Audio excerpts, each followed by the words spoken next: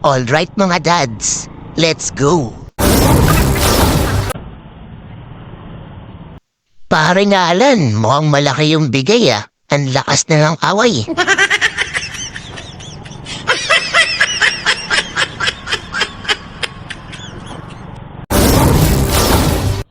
Ito na pala yung pasahero ko.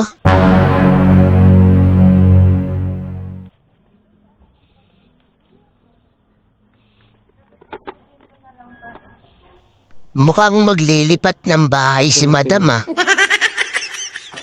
Di ako makatangki kasi may note si Madam eh. Mag-a-additional daw siya. Sayang naman. Kaya no problem yan Madam. Gagawa natin ng paraan yan para maihatid ka lang. Basta may dagdag si customer. Kahit isang aparador pa yan, pagkakasyahin natin yan dito sa motor ko. Yung bag mo, isa dito na lang. Para hindi ka mahirapan.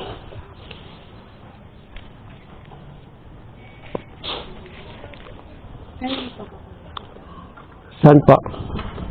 Oo naman, ma'am. Kaya yan. Huwag kang mag-alala, Madam. Kayang-kaya ni Alamat yan. Kahit hindi kaya, kakayanin yan.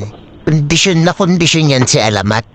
Lalo na kapag may tip, kahit hindi kondisyon. Automatic Lapit lang nagiging naman, kondisyon yan. Oh, salamin.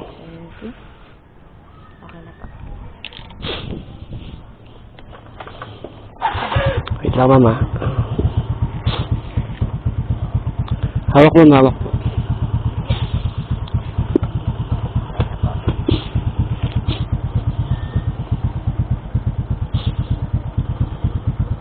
Right? Maring Ways, saan ba tayo dadaan yan? Siyempre ituturo ko sa'yo ang magandang daan ngayon. Na hindi matrapik at hindi kita ililigaw. Ay, wow!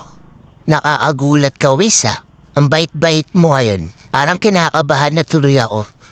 Bakit parang ang lambing mo ngayon, Ways? Nababash na kasi ako sa mga video mo. Parang ang dami na tuloy galit sa'kin. Baka ipagpalit na nila ako kay Google Map. Ay, ganun ba? Dililigaw mo kasi ako, Ways eh. Mga dads, wag naman natin i-bash si Maring Ways. Kawawa naman. O sige na, Maring Ways. Ituro mo na yung mga dandaan. Para mabilis tayo makarating sa paroroonan ni Madam. Tama na yung pagdadrama mo dyan. Let's go!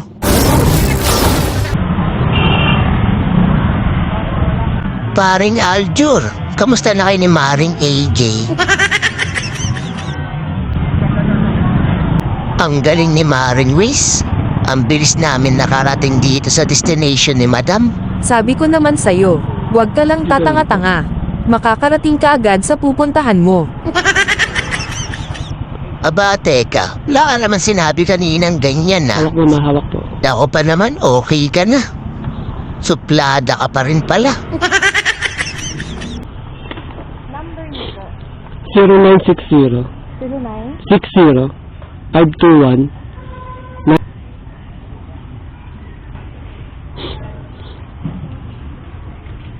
Ano po name niya? Jason dito. Talo mga dads, doble yung binayad ni Madam. Kala ko mag-a-add lang ng 20.